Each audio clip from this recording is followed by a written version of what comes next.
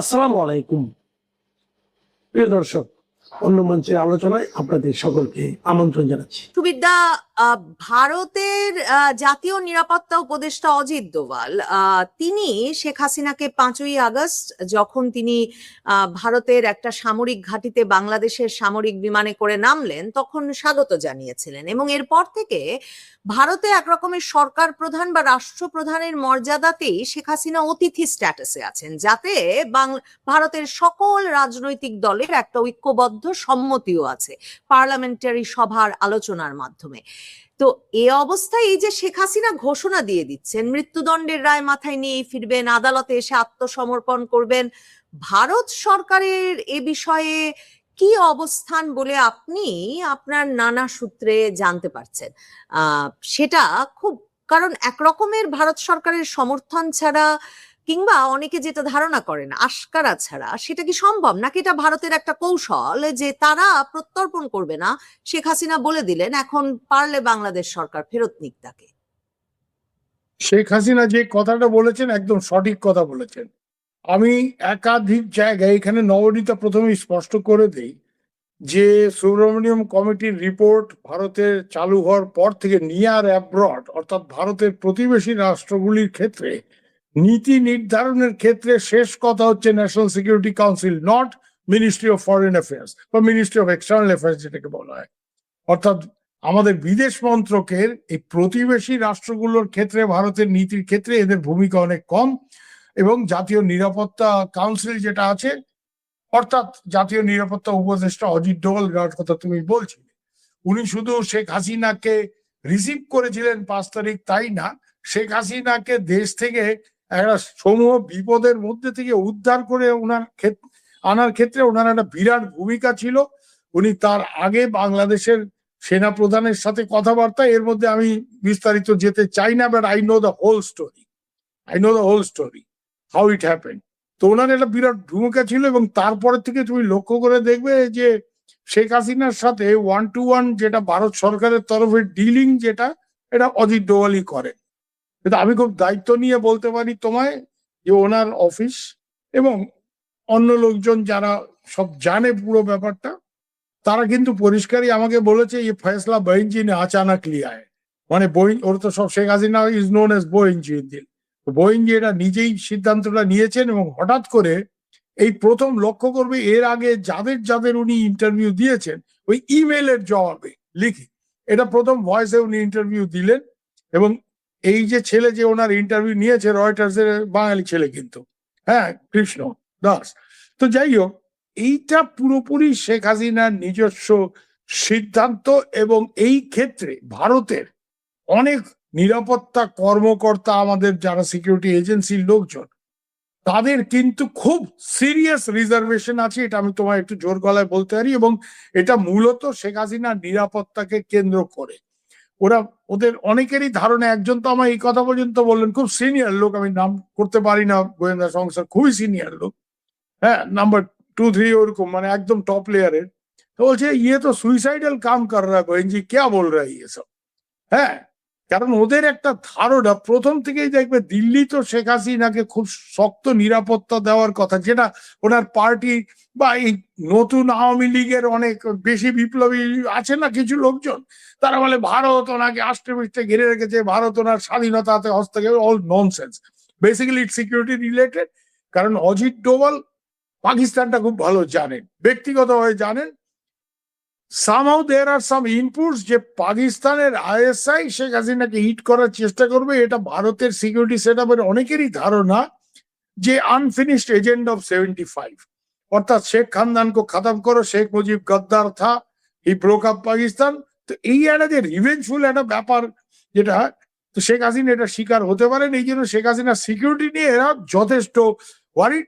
এবং যার জন্য ওনার এখানে কে রান্না করবে, কে কি করবে, একেবারে পুঙ্খানুপুঙ্খ ভেটিং ছাড়া হয়নি। কারণ এটা তো তুমিও বুঝতে পারছো যে তোমাকে যদি আমি ফিনিশ করতে চাই, তো তোমার বাড়ির যে কামের বুয়া যে তোমার রান্না করে, তাকে যদি আমি ফিট করতে পারি, সব থেকে সহজ একটু বিষ ঢেলে দেবে, তো যার মিলা দেগা। এইসব নানা সিকিউরিটি কনসার্ন এখনো খুব সিরিয়াসলি আছে, এবং এদের একটা ধারণা যে উনি হঠাৎ করে ওখানে গিয়ে নামবে, নিয়ে যাবে এয়ারপোর্টে বা যেখানেই নামুক, তো একটা বেনাজির ভুট্টো টাইপের কেস না হয়ে যায়। শেখ হাসিনা কিন্তু এই যে সিদ্ধান্ত যেটা, এবং এটা যে উনি বলছেন এই রয়টার্সকে, এটা কিন্তু উনি মানে যেটা অনেকের মনে করেন, এটা অনেকেরই ভুল ধারণা আছে জানো তো, যে শেখ হাসিনা ভারতের কথা যারা কিছু করে না। অ্যাবসলিউটলি রং। শেখ হাসিনা হচ্ছে কি, ভারত আমার বন্ধু, ভারত কিছু চায় সেটা আমি দেব, কিন্তু আমার দেশ আমি বঙ্গবন্ধু কন্যা আমার মতো করে চালাবো, এই ব্যাপারে সে she is quite a head strong lady. I am sorry to use this language. মানে মানে আমরা যেটা কাছে বাঙালরা যেটা বলি, যেটা মাথায় ঢুকছে আপার, এর বাইরে উনি যাবেন না উনি। তো যাই হোক, এই সিদ্ধান্তটা তাই জন্য শেখ হাসিনা যেটা বলছে এটাই সঠিক, যেটা আমার সিদ্ধান্ত, আমার দেশে আমি ফিরবো, এটা আমার সিদ্ধান্ত। আর এখানে দেখো, তুমি যদি লক্ষ্য করে দেখো, যারা শেখ হাসিনাকে দীর্ঘ সময় ধরে চেনেন, তার রাজনৈতিক সহচররা একেবারে আওয়ামী লীগে শেখ হাসিনার ঘনিষ্ঠ, তার রাজনৈতিক সহকর্মীরা থেকে শুরু করে, আমি অনেক তার সঙ্গে দীর্ঘ অনেক দশক সাংবাদিকতা করেছেন এরকম সাংবাদিকদের কাছেও শুনেছি যে শেখ হাসিনা যখন একবার বলে ফেলেছেন তিনি একটা কিছু করবেনই, তিনি আসবেনই, এবং এটা আসলে তারই সিদ্ধান্ত, তিনিই করে ছাড়বেন। এবং আপনার মনে থাকবে সুবীরদা, গত ডিসেম্বরে এস জয়শঙ্কর কিন্তু আরেক দফায় এই কথাটা বললেন একটা ভারতের একটা বিশ্ববিদ্যালয়ে একটা সভায় গিয়ে এনডিটিভির সম্পাদককে, যে শেখ হাসিনা কবে ফিরবেন সিদ্ধান্তটা শেখ হাসিনার, কিন্তু নিরাপত্তার ঝুঁকি যদি সত্যি ভারত মনে করে এবং ভারতেই তিনি আছেন, মানে শেখ হাসিনা আসলে চলে আসবেন বলে ভাবছেন কেন? এবং আরেক দল তো প্রশ্ন করছেন যে তাহলে আর ডিসেম্বর কেন, এখনো তো বারবার চিঠি লেখা হচ্ছে, তো ভারত সরকার এখনই তাকে পাঠিয়ে দিচ্ছে না কেন? না এখানে শোনো, ভারত সরকারের যে সিদ্ধান্তটা নবনীতা তুমি বললে না, জয়শঙ্কর, ভারতের কিন্তু স্ট্যান্ড ওইটাই, যে she is our guest, she will be here as long as she wants to, and when she wants to go, that is her decision. আর জয়শঙ্কর এই ব্যাপারে কি জানো তো, ও তো ডিপ্লোম্যাট তো বাই ট্রেনিং, ওটা নির্লিপ্ত। হ্যাঁ, এটা নির্লিপ্ত, দক্ষিণের লোক, অতটা ইমোশনালি দুমদাম কিছুতে ইনভলভ হয় না। I know him very well, so আমি তোমাকে এটা বলতে হয়। অজিত ডোভালের ব্যাপারটা একটু অন্যরকম। অজিত ডোভালের ব্যাপারটা যারে বহেনজি উধার জায়গা, বহেনজি কো মার দেগা, ক্যা বাত কর রहा है। হ্যাঁ, তো এই মানে অজিত ডোভাল বা এই ধরনের যারা ডাইরেক্টলি সিকিউরিটি রিলেটেড লোকজন, যারা পাকিস্তানকে মনিটর করে, টার্কি মনিটর করে, টার্কিতে তোমাদের অনেক মানে মান্যগণ্য জঘন্য ব্যক্তিরা ইদানিং খুব বেশি যাতায়াত করছে। রেজাকুল হায়দার চৌধুরী ওখানে গিয়ে টার্কিশ ইন্টেলিজেন্সের চিফ ইব্রাহিম কালিনের সাথে মিটিং করছেন, এগুলো আমরা জানি কিন্তু সব। তো প্রশ্নটা হচ্ছে যে এই জায়গাতে যে সিকিউরিটি সেট আপের লোকজন, naturally Nabanita, if you are a security man by training, তুমি সিকিউরিটি অ্যাঙ্গেলটাই প্রথম চিন্তা করবে, তোমার মাথায় এটাই তো আসবে যে বহিনজি উদার জায়গা, তো বহিনজিকে মার দেগা। হ্যাঁ, একটা বেনাজির ভুট্টো টাইপ কেস হয়ে যাবে, কি কিছু একটা গোলমাল। আর জয়শঙ্কর যে ডিপ্লোম্যাট, যে আমরা ওনাকে শেল্টার দিয়েছি, will never ask her to go, simple as that. আমরা তাকে যাওয়ার কথা বলবো না, উনি যদি নিজে যান, উনি একজন ম্যাচিওর ফর্মার প্রাইম মিনিস্টার এত বছরের, ইট ইজ হার ডিসিশন। আর এটা এমন একটা কমিটমেন্ট, তুমি এর আগে লক্ষ্য করো, I go back to my country, অমুক তমুক, এটা উনি বলছেন। জয় বলছিল আমার আম্মা যাবে, কিছু কন্ডিশন ছিল, এখন it's not condition, I go back. এখানে আরেকটা ব্যাপার আছে, I will surrender with all my senior leaders.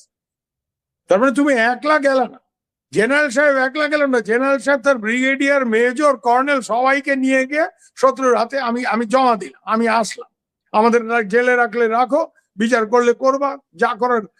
একটা ব্যাপার আমি তোমাকে বলতেছি, আই থিঙ্ক সো উনি এতদিন তো বলছেন আমি এই বছরই যাব, যেটা এনডিটিভির ইন্টারভিউ, তার থেকে কিন্তু এই রয়টার্স এর ইন্টারভিউটাতে she has given a definite date, আমি ডিসেম্বরের মধ্যে। তুমি যেটা বললা যে উনি সময় কেন নিতেছেন, উনি তো এখনই যাইতে পারেন, আমার মনে হয় উনার একটা সাংগঠনিক প্রস্তুতির ব্যাপার আছে, এটা তুমি খুব ভালো করে বোঝো।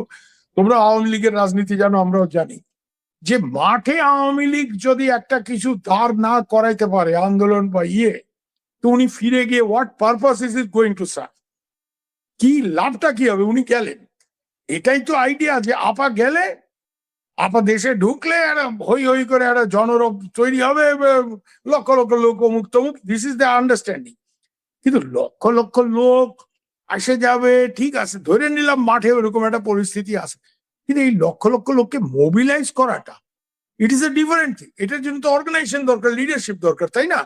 এই লিডারশিপ এন্ড অর্গানাইজেশন ছাড়া তুমি কয়েক লক্ষ লোক রাস্তায় নামানো সম্ভব না। আমরা 8-এর দশক থেকে 9-এর দশক থেকে আওয়ামী লীগের এই মানে স্ট্রিট এজিটেশন বা রোড এজিটেশন দেখে অভ্যস্ত, যে নেতা নেত্রী একটা আদেশ দিল, এইটা কি হবে কমিউনিকেটেড হয় ডাউন দ্য লাইন, এবং একেবারে তৃণমূল স্তরে গিয়ে তুমি মিয়া 200 লোক আনবা, তুমি 400 লোক আনবা, ও তোমার এখানে জামাত বেশি, আচ্ছা 50টা লোক অন্তত আনো, এইভাবে তো ব্যাপারটা হয়।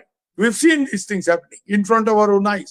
তো আজকে এই জিনিসটা করতে গেলে টাইম লাগবে, কেন আজকে আওয়ামী লীগ মানে খুব বেকায়দায় আছে, and this is understatement perhaps, তাই না, যে খুবই বেকায়দা আছে। এরকম একটা হোস্টাইল পরিস্থিতিতে একটা সলিড আন্দোলন দাঁড় না করাতে পারলে শেখ হাসিনা দেশে ফিরে গিয়ে কি পারপাস সার্ভ হবে তুমি আমাকে বুঝাও।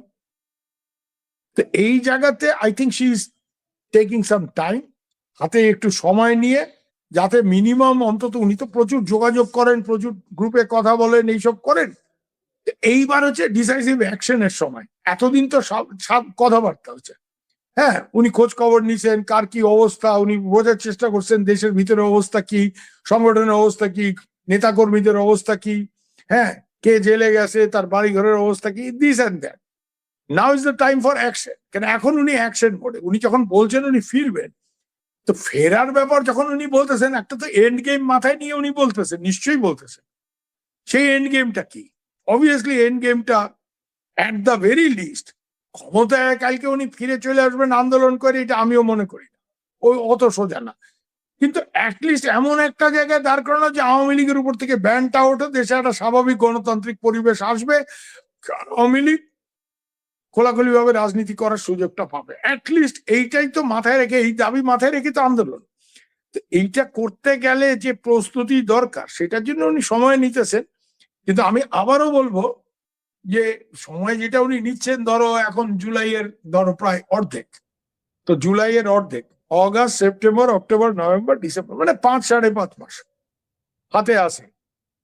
বলতে পারো এটা যথেষ্ট না হলেও মানে মোটামুটি অনেকটা সময়। এই সময়ের মধ্যে উনি দল কে কি করবে না করবে, একটা মোটামুটি একটা মানে একটা নীল নকশা, আন্দোলনের নীল নকশা সামনে নিয়ে উনি দেশে ফিরবেন। কিন্তু দেশে উনি যে ফিরবেন এই নিয়ে কিন্তু অনেকেরই রিজার্ভেশন আছে, একটা মাত্র কারণে, security. You will guarantee our security. এবং এই ব্যাপারে সুবিধা ইন্ডিয়া, সামরিক ট্রেনিংও আছে, সামরিক ব্যাকগ্রাউন্ডও আছে।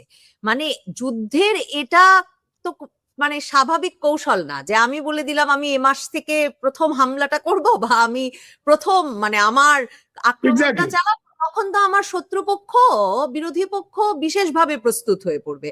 কাজেই শেখ হাসিনার মানে এই ঘোষণা তো আসলে তার সময় নেওয়ার জন্য কিনা, মানে সেটা সেটা আপনি বলেছেন বা আপনি ব্যাখ্যা করেছেন সেভাবে।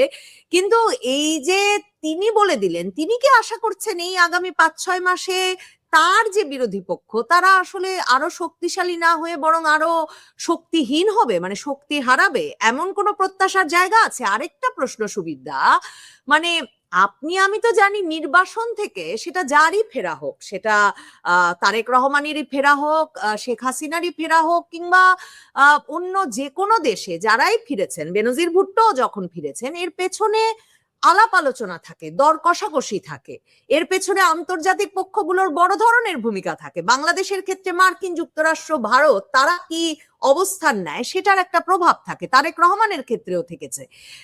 এমনকি ভারতের সাংবাদিকরা এই প্রশ্ন করেছেন আপনাদের পররাষ্ট্র মন্ত্রণালয় এবং নিরাপত্তা কর্মকর্তাদের। কাজেই শেখ হাসিনার ফেরার পেছনে ওরকম ইঙ্গিত না থাকলে শেখ হাসিনা এমন একটা ঘোষণা দেবেন কোন কারণে এবং কেন ভাবছেন আসলে বিরোধী পক্ষ আগামী 5-6 মাসে শক্তি হারাবে? না হলে কেনই বা আগে থেকে জানান দেবেন?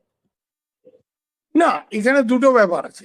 একটা হচ্ছে ওনার একটা ধারণা যে কোনো কারণেই হোক হয়েছে যে 2 বছরের ইউনূস সাহেবের দুঃশাসন এবং তাতে করে মানুষের মধ্যে একটা প্রবল ক্ষোভ আছে, উনি ওখানে গিয়ে নামলে একটা বিস্ফোরণ ঘটবে, একটা মানে একটা গণ আন্দোলন একটা ভয়ঙ্কর আকার ধারণ করবে, এই ধরনের একটা আন্ডারস্ট্যান্ডিং ওনার আছে, এরকম একটা ধারণা ওনার আছে। এটা খানিকটা ওনাকে লোকজন দিয়েছে, ওনার লোকজন যারা, ওনার দলের লোকজন যারা দেশের ভেতরে আছে কি এখানে যারা বসে আছে যোগাযোগ রাখছে দেশে, এরকম একটা ধারণা ওনার হয়েছে।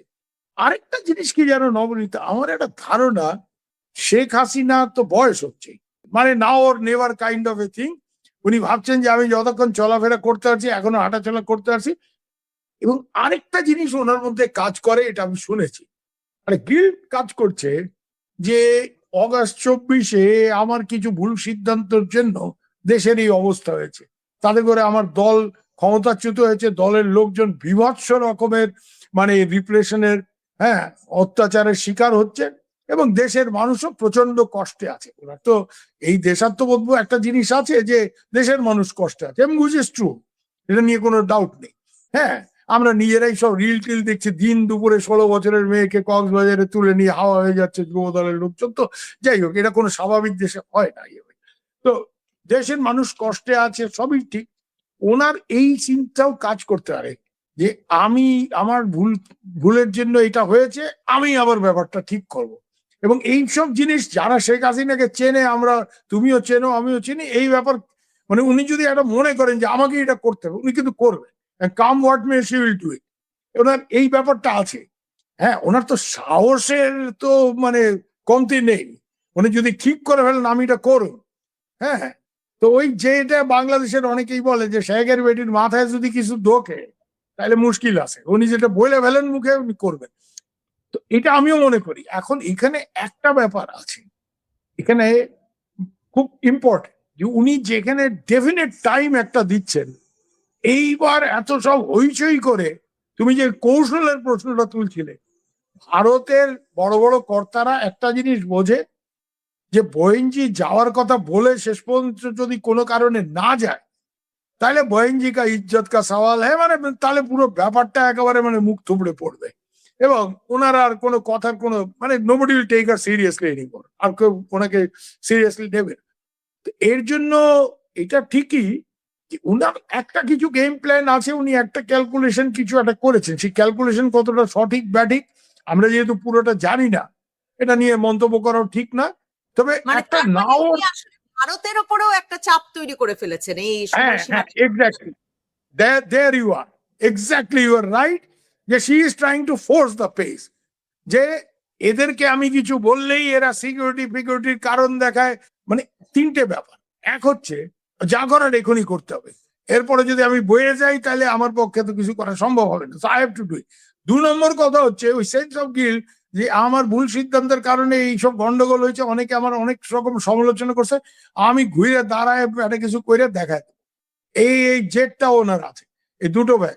আর 3 নম্বর হচ্ছে এই সিকিউরিটির লোকজন যখন বেশি কথা বলে না, উনি এগুলি খুব পছন্দ করেন না। তুমি বললে যে আমাদের এই সব সেনা টেনা, তো উনি মনে করেন, উনি তো খেপে গেলে তোমরা সিপাহীরা কি বোঝো, তোমরা কি রাজনীতি কর, মানে এই ধরনের একটা ব্যাপার ট্যাপার আছে। তো এর জন্য মানে উনি এই ফয়সলাটা উনি নিজে করেছেন। উনি এর আগে তুমি যদি খবর নিয়ে দেখতে পারো যে প্রচুর দলের লোকজনের সাথে প্রচুর গ্রুপ মিটিং উনি করেছেন, প্রচুর, দিনে 3টা করে 4টা করে পর্যন্ত করেছেন। হ্যাঁ, এবং উনি শুনেছেন, and she has tried to make an assessment যে ওনার দল বিশেষ করে দেশের ভিতরে অর্গানাইজেশনালি কতটা কনফিডেন্ট, যে উনি দেশে ফিরলে যে একটা হই হই হবে, একটা চাঞ্চল্যতা হবে, ন্যাচারালি হবে, যে নেত্রী দেশে ফিরছে, শেখ হাসিনা দেশে ফিরছে। এবং তুমি যেটা সঠিকভাবেই বললে যে মাথায় মৃত্যুদণ্ড নিয়ে দেশে ফিরছেন, এই সাহস তো ভাই মানে এই অঞ্চলের রাজনীতিতে খুব কম লোকের আছে। হ্যাঁ, আমি এইটা জোর গলায় বলতে পারি যে উনি যদি শেষ পর্যন্ত সত্যি যান এবং মাথায় এটা নিয়ে যান, মানে অবভিয়াসলি মানে এই ধরনের সাহস বলো, দুঃসাহস বলো, বা অনেকে বলে যে সুইসাইডাল কারেজ, হ্যাঁ বহেনজি এসব কেয়া কর রা। কারণ আমি এইটা জানি, দিল্লিতে প্রচুর আমাদের সিকিউরিটির লোকজনের সাথে আমি গত 3-4 দিনে কথা বলেছি, তারা সবাই বলছে বহেনজি আচানক বল দিয়া ক্যা বাত হ্যায়, they are also caught by surprise. তাতে করে তুমি যে লাস্টে যে কথাটা বললে, সেটা মনে হয় যে ইন্ডিয়ানদের একটা চাপের মধ্যে ফেলে যে আমি যাব, এবং আমি ঘোষণা করে দিচ্ছি এখন যদি আমি না যাই আমার ইজ্জত থাকবে না, so you let me go. এতে করে তোমরা এটার জন্য যা করার, অর্থাৎ তোমরা মার্কিনদের সাথে কথা বলো, চায়নার সাথে কথা বলো। এখানে নবনীতা আরেকটা জিনিস তোমাকে আমি পয়েন্ট আউট করি, মার্কিনরা তো ধরো মানে ওদের তো আমরা জানি ওদের খেলাটা কি, ওরাই শেখ হাসিনাকে ফেলেছে এবং তারপরে ইউনূস সাহেবকে ওরা টিকিয়ে রেখেছিল। এখন তারেক সাহেবের আমলে তোমাদের ওই দক্ষিণ প্লাজা টাজাতে 250 বছরে আমেরিকা, মানে মনে হলো যে বাংলাদেশ আমেরিকার 51তম রাজ্য হয়ে গেছে, এরকম একটা ধারণা। যাই হোক, এরকম একটা পরিস্থিতিতে উনি যখন যাওয়ার কথা বলছেন, এটা কোন সময় বলছেন জানো? উনি ডিসেম্বরের কথা বলছেন। অগাস্ট সেপ্টেম্বর এই পুরো টাইমটাতে ভারত এবার ব্রিক্স এর চেয়ারম্যান। তুমি জানো ব্রিক্স অত্যন্ত একটা শক্তিশালী মানে ইন্টারন্যাশনাল ফোরাম। সেখানে রাশিয়া আছে, চায়না আছে, সাউথ আফ্রিকা, ব্রাজিল ইত্যাদি আরো অনেকেই আছে। কিন্তু রাশিয়া এন্ড চায়না, এখানে এই যে আমেরিকানদের যে একটা মাতব্বরি বাংলাদেশে, যে they are running the country, হ্যাঁ, এবং Brent Christensen is the big viceroy, এবং উনি এই জায়গাতে ইন্ডিয়ার একটা অল্টারনেট খেলা যে তোমরা শেখ হাসিনার ক্ষেত্রে, আওয়ামী লীগের ব্যান তোলার ক্ষেত্রে এই বর্তমান সরকারকে ইনফ্লুয়েন্স করে যদি গন্ডগোল করো, we will play the BRICS card. India কিন্তু আমেরিকাকে এনগেজ করেছে এই ইস্যুতে, সেটা আমি জানি। মার্কো রুবিও যখন এসেছিল, অজিত ডোভাল, জয়শঙ্কর, প্রত্যেকেই, যে can you have democracy in India without Congress or without Democrats in America? তো তাহলে আওয়ামী লীগ ছাড়া এখানে ডেমোক্রেসি কি করে? এইসব তর্কাতর্কি হয়েছে। এবং আরেকটা জিনিস ইন্ডিয়ানরা তুলেছে মার্কো রুবিওর সামনে, যে তোমরা এই জোর জার করে Sheikh Hasina regime change government ফেলে এখানে যারা আজকে অরাজকতা সৃষ্টি করেছে, এর ডাইরেক্ট বেনিফিশিয়ারি হচ্ছে Islamic radical groups, and this is a security threat for India. We can't keep quiet for a long time. আমরা বেশি দিন এটা নিয়ে, হ্যাঁ, ওই দেখেও না দেখা আমরা করতে পারবো না। We have to get. তো এইভাবে আমেরিকার উপর একটা চাপ হয়েছে। কিন্তু আমেরিকা, ইন্ডিয়া আরেক দিয়েও খেলছে। দেশটা তো চাণক্যর দেশ। তো এদিকে আমেরিকার উপরে এই চাপটা যেমন রাখছে, এবং এই শেখ হাসিনা হই হই করে বলছে এটা। অন্যদিকে ব্রিক্স ফোরামে, ব্রিক্স এর কিন্তু সামনে সামিট, হ্যাঁ, সামনে সামিট ইন্ডিয়াতে হবে, কেন ইন্ডিয়া এবার চেয়ারপারসন অফ দ্য ব্রিক্স। এই জায়গাতে পুতিনের সাথে তো ধরো আমাদের লোকজনের খুব ভালো সম্পর্ক, এবং অজিত ডোভাল গেলে 1-1.5 ঘন্টা প্রোটোকল ভেঙে উনি কথা বলেন। হ্যাঁ, এটা সারি আমাদের বলেছেন বিভিন্ন সময়, যে ও তো প্রেসিডেন্ট হ্যাঁ, বাট আমার সাথে 1-1.5 ঘন্টা বাদ কাটতে হয়। যাই হোক, আমরা আবার একটু ইয়ার্কি করেছি যে তুমিও জাসুস, ও জাসুস, দুজনে ইন্টেলিজেন্স, এই জন্য you pull on. BRICS forum থেকে একটা কিছু করানো যায় কিনা regarding restoration of democracy in Bangladesh, which will mean lifting of the Awami League ban, এই জিনিসটাও কিন্তু, এই খেলাটাও কিন্তু আছে। এটাকে ওভারলুক করার ব্যাপার নেই। আর আরেকটা ব্যাপার আমি জানি, যে বাংলাদেশের ক্ষেত্রে কোনো কিছু ইন্ডিয়ানরা যখন করবে, এটা মোদিরই ইনস্ট্রাকশন, প্রাইম মিনিস্টার মোদির, যে অজিত ডোভাল বা জয়শঙ্করদের, যে বাইনজি কা পতাকে করনা, মানে যাই তোমরা করবা, Sheikh Hasina should be in picture. This is very clear, বহিঞ্জি কো থাকে। আর উনি তো সবারই বহিঞ্জি দিল্লিতে। যাই হোক, তো বহিঞ্জিকে না জানিয়ে তোমরা কিছু করবে না। দেয়ার শুড বি নো, মানে বলবো যাবো জিনিসকো। তো ব্রিক্সে ইন্ডিয়া যে এটা তুলবে এবং তুলে পুশ করার চেষ্টা করবে, এটা ফ্যাক্ট। আরেকটা ফোরাম ইন্ডিয়া ইউজ করার চেষ্টা করছে, বিমস্টেক। তুমি জানো বে অফ বেঙ্গল ইনিশিয়েটিভ, এই বিমস্টেকে বাংলাদেশও আছে, কিন্তু মায়ানমারও আছে, থাইল্যান্ডও আছে। এই ফোরামে একদিকে যেমন ইন্ডিয়া মায়ানমারে পিস প্রসেস শুরু করার জন্য বিমস্টেককে ইনভলভ করার চেষ্টা করছে, যে বিমস্টেকের দেশগুলি যেহেতু মায়ানমারের সিভিল ওয়ারের এফেক্ট আমাদের উপর পড়ছে, তো ইন্ডিয়াতে মায়ানমার থেকে রেফিউজি ঢুকছে, বাংলাদেশে ঢুকছে, থাইল্যান্ডে ঢুকছে। সো এই মায়ানমারে একটা পিস প্রসেসের যেমন চেষ্টা হচ্ছে, যেটা আমেরিকা চায় না। আমেরিকা তো এখানে গন্ডগোল করতে চায়। আমেরিকা চায় এইসব রেবেল গ্রুপ গুলিকে দিয়ে গন্ডগোল করিয়ে মায়ানমারকে কয়েক টুকরা করতে। সেটা ইন্ডিয়াও চায় না, সেটা চায়নাও চায় না, বা প্রতিবেশী দেশ বাংলাদেশ, থাইল্যান্ডও চায় না। এই বিমস্টেকে এরকম একটা ইনিশিয়েটিভ, এবং এই বিমস্টেক ফোরামেও একটা মানে বাংলাদেশে এই অথেন্টিক রেস্টোরেশন অফ ডেমোক্রেসি, ওইখানে একটা লবিং টবিং করে, মানে মোট কথা হচ্ছে আওয়ামী লীগ রুটে ব্যানটা তুলে এই মামলা টামলা যেগুলি ফেক কেসেস হাজার হাজার, এগুলি করে একটা নর্মাল ডেমোক্রেটিক একটা। কেন তুমি একটা জিনিস লক্ষ্য করো নবনীতা, আমাদের যে এমই এর যে স্পোর্টস পার্সন রণধীর জয়সওয়াল, সে যতবারই বাংলাদেশ নিয়ে স্টেটমেন্ট দেয়, ইনক্লুসিভ ডেমোক্রেসি কথাটা বলে। What do you mean by inclusive democracy in Bangladesh? Obviously, lift the ban on Awami League. Without Awami League, how can there be democracy in Bangladesh? This is a major political party. Can there be democracy in India without Congress? Just because it is out of power? No. আসলে শেখ হাসিনা ঘোষণাটা দিয়ে ফেলে সকলকেই তার দেশে ফেরার ব্যাপারে সক্রিয় করতে মানে এক রকমের উদ্বুদ্ধ করেছেন বা বাধ্য করেছেন বলা যেতে পারে।